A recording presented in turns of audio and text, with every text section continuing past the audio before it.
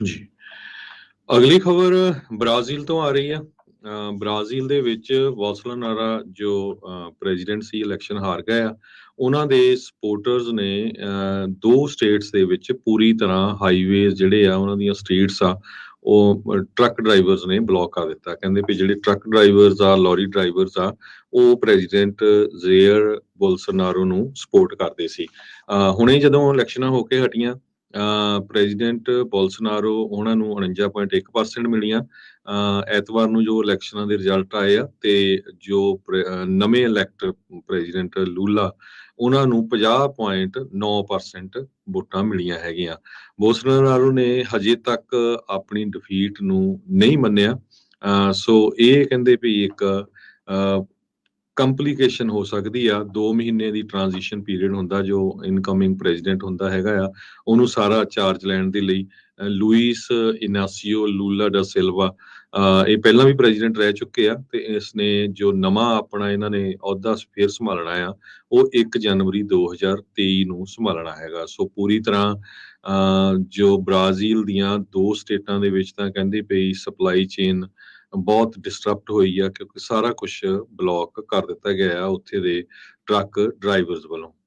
ਜੀ ਅਜੇ ਵੀ ਹਾਰ ਨਹੀਂ ਕਬੂਲੀ ਬੋਲਸੋਨਾਰੋ ਨੇ, ਤੇ ਉਹਨਾਂ ਨੇ ਚੁੱਪੀ ਜਿਹੜੀ ਉਹ ਵੱਟੀ ਹੋਈ ਆ। ਹੁਣ ਦੇਖੋ ਅੱਗੇ ਉੱਥੇ ਬ੍ਰਾਜ਼ੀਲ ਦੇ ਵਿੱਚ ਕੀ ਜਿਹੜਾ ਉੱਥੇ ਬਣਦਾ ਹੈ। ਅਗਲੀ ਜਿਹੜੀ ਰੁੱਖ ਕਰਦੇ ਇਜ਼ਰਾਈਲ ਵੱਲ ਨੂੰ, ਹਰਜੋਤ ਸਿੰਘ ਜੀ, ਨੇਤਨਯਾਹੂ ਕਹਿੰਦੇ ਆ ਵੀ ਕਮਬੈਕ ਬਾਰੇ ਸੋਚ ਰਿਹਾ ਵੀ ਸ਼ਾਇਦ ਉਸਦੀ ਮੁੜ ਵਾਪਸੀ ਹੋ ਸਕਦੀ ਆ। ਇਜ਼ਰਾਈਲ ਦੇ ਵਿੱਚ ਪਿਛਲੇ 4 ਸਾਲਾਂ ਦੇ ਵਿੱਚ 5ਵੀਂ ਵਾਰੀ ਇਲੈਕਸ਼ਨ ਜਿਹੜੀ ਆ ਉਹ ਹੋ ਸਕਦੀ ਆ। ਹੁਣ ਬਹੁਤ ਸਾਰੇ ਲੋਕ ਇਜ਼ਰਾਈਲੀਆਂ ਦੀ, ਯਹੂਦੀਆਂ ਦੀ ਜਿਹੜੀ ਆ ਉਹ ਜ਼ਰੂਰ ਉਦਾਹਰਨ ਦਿੰਦੇ ਆ ਵੀ ਉਹਨਾਂ ਨੇ ਇੱਦਾਂ ਕੀਤਾ, ਜੀ। ਉੱਦਾਂ ਕੀਤਾ, ਇਹ ਕੀਤਾ। ਇਹਨਾਂ ਨੂੰ ਹੁਣ 4 ਸਾਲ ਹੋ ਗਏ, ਅਜੇ ਤੱਕ ਇੱਕ ਪ੍ਰਧਾਨ ਮੰਤਰੀ ਬਣਾਉਣ ਦੇ ਵਿੱਚ, ਸਟੇਬਲ ਸਰਕਾਰ ਬਣਾਉਣ ਦੇ ਵਿੱਚ ਨਾਕਾਮਯਾਬ ਜਿਹੜੇ ਉਹ ਰਹੇ ਨੇ। ਪਿਛਲੇ ਕਹਿੰਦੇ ਵੀ 13 ਸਾਲਾਂ ਦੇ ਵਿੱਚ ਪਹਿਲੀ ਵਾਰੀ ਹੋਊਗਾ ਵੀ ਇਹ ਜਿਹੜਾ ਬੈਂਜਾਮਿਨ ਨੇਤਨਯਾਹੂ ਆ ਉਹ ਇਨਕੰਬੈਂਟ ਦੇ ਤੌਰ ਦੇ ਉੱਤੇ ਨਹੀਂ ਰਨ ਜਿਹੜਾ ਉਹ ਕਰੂਗਾ। ਬੀਬੀ ਦੇ ਨਾਂ ਕਰਕੇ ਜ਼ਿਆਦਾ ਜਿਹੜਾ ਆ ਬੈਂਜਾਮਿਨ ਨੇਤਨਯਾਹੂ ਦੁਨੀਆ ਭਰ ਦੇ ਵਿੱਚ ਜਾਣਿਆ ਜਾਂਦਾ ਆ। ਇਸ ਟਾਈਮ ਜਿਹੜੀ ਹਾਰਡ ਰਾਈਟ ਕੋਲੀਸ਼ਨ ਤੇ ਸੈਂਟਰਿਸਟ ਪਾਰਟੀ ਦਾ ਜਿਹੜਾ ਪ੍ਰਾਈਮ ਮਿਨਿਸਟਰ ਯੇਰ ਲਿਪਿਡ ਉਹ ਸਰਕਾਰ ਨੂੰ ਜਿਹੜਾ ਉਹ ਚਲਾ ਰਿਹਾ ਹੈ। ਇਸ ਦੇ ਉੱਤੇ ਭ੍ਰਿਸ਼ਟਾਚਾਰ ਦੇ ਤੇ ਹੋਰ ਕਈ ਤਰੀਕੇ ਦੇ ਜਿਹੜੇ ਦੋਸ਼ ਆ ਉਹ ਹਰਜੋਤ ਸਿੰਘ ਜੀ ਲੱਗਦੇ ਰਹੇ ਆ। ਤੇ ਲਗਾਤਾਰ ਬਾਰ-ਬਾਰ ਜਿਹੜੀਆਂ ਪੋਲਸ ਆ ਉੱਥੇ ਹੁੰਦੀਆਂ ਜਿਹੜੀਆਂ ਹੋ ਰਹੀਆਂ ਨੇ। ਸੋ 5ਵੀਂ ਇਲੈਕਸ਼ਨ 4 ਸਾਲਾਂ ਦੇ ਵਿੱਚ ਜਿਹੜੇ ਉਹ ਕਹਿਣਾ ਹੁੰਦਾ ਆ। ਹੁਣ ਇਹੀ ਹਰਜੋਤ ਸਿੰਘ ਜੀ ਦੇਖੋ, ਵੈਸਟਰਨ ਮੀਡੀਆ ਵੀ ਬੜਾ ਸ਼ੈਤਾਨ ਆ ਨਾ।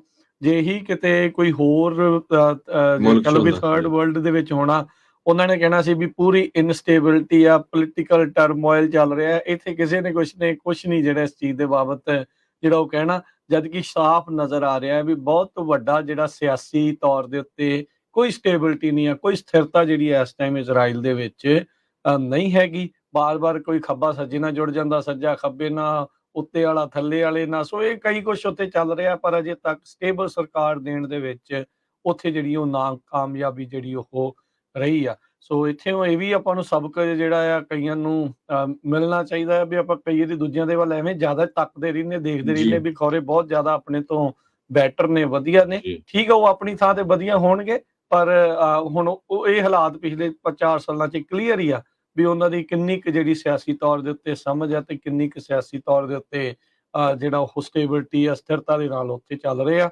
ਸੋ ਹੁਣ ਦੇਖੋ ਨੇਤਨਯਾਹੂ ਮੁੜ ਦੁਬਾਰਾ ਆਉਂਦਾ ਆ ਜਾਂ ਮੌਜੂਦਾ ਜਿਹੜਾ ਉੱਥੇ ਦਾ ਪ੍ਰਧਾਨ ਮੰਤਰੀ ਆ ਉਹ ਇਲੈਕਸ਼ਨ ਦੇ ਵਿੱਚ ਜਿੱਤੇਗਾ।